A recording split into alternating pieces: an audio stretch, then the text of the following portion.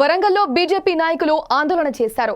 Azam Jahi mill బట్టల తయారీ పరిశ్రమ కేంద్రం నాటి నాయకుల వైఫల్యం వల్ల మూసివేశారని ఆరోపించారు. అప్పట్లో కార్మిక సంఘానికి సంబంధించిన కార్మిక భవనం ఉండేదన్నారు. ఆ కార్మిక భవనం స్థలాన్ని ఓ వ్యాపారవేత్త స్వాధీనం చేసుకోవడానికి పాత భవనాన్ని కూల్చివేశారన్నారు. దాని స్థానంలో పెద్ద షాపింగ్ కాంప్లెక్స్ నిర్మాణం చేయాలని ప్రయత్నం చేసి విఫలమయ్యారన్నారు. కార్మికులు నిరసనలు ఉద్యమాలు చేయడం వలన కాపాడుకున్నారని చెప్పారు. స్థానిక మంత్రి కొండా సురేఖ కార్మిక భవనాన్ని నిర్మిస్తానని చెప్పారన్నారు. కానీ ఇప్పటి వరకు శంకుస్థాపన చేయకుండా కాలయాపన చేస్తున్నారని ఆరోపించారు. ఇప్పటికైనా కార్మిక భవనాన్ని నిర్మించాలని 1,00,000 సంతకాలు సేకరణ చేశారు.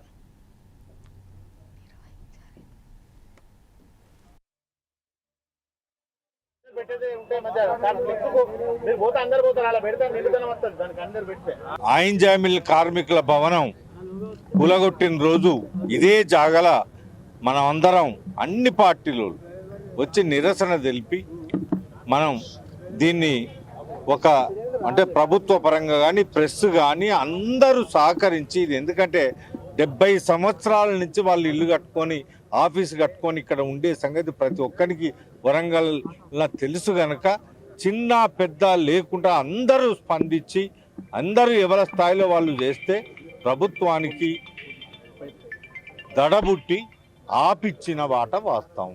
15 రోజులకు కావస్తున్నది.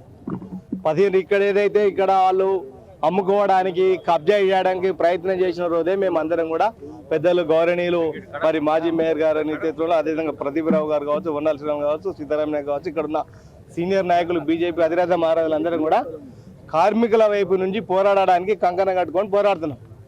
15 రోజులైంది. ఇప్పటి వరకు ఎక్కడేసిన గొంగడు అక్కడే ఉన్నది.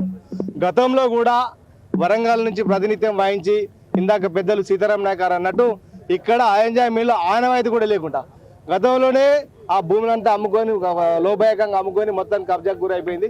కనీసానికి ఆ కార్మికుల నిలవ నీడ లేకుండా కార్మికుల రక్తాన్ని తాగిండు. చరిత్రాత్మకమైనటువంటి వరంగల్ జిల్లాలో అంటే దేశానికి ఆదర్శంగా ఉండేటువంటి ఆజంజాయి మిల్లు 1934 దీన్ని స్థాపించబడ్డది. మీరు ఆ చరిత్ర లేకుండా ఆ మిల్లును నాశనం చేశారు.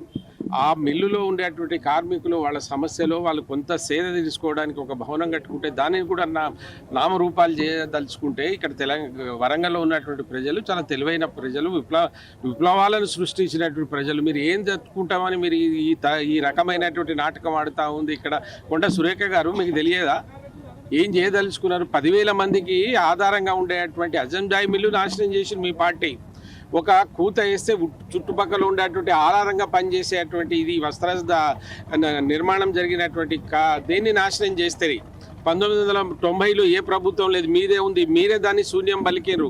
కనీసం దాని ఆనవాళ్ళు కూడా ఉంచారా? 1959లో సర్వదేవపట్ల రామనాథం ఆధ్వర్యంలో 5 రూపాయలు 10 రూపాయలు చందాలు వసూలు చేసి మున్సిపల్ పర్మిషన్ తీసుకొని కార్మిక భవన్ కట్టిండు, యూనియన్ ఆఫీస్ కట్టిండు. అప్పటి నుండి యూనియన్ ఆఫీస్ కంటిన్యూషన్ అవుతుంది. ఆ మధ్యలో మిల్లు కార్మికులు పూర్తి స్థాయిలో దీనిలో ఇమిడియట్ లేక యూనియన్ ఆఫీస్కి వచ్చి మీటింగులు పెట్టుకున్నాడు మన జాగా స్థలాల కోసము.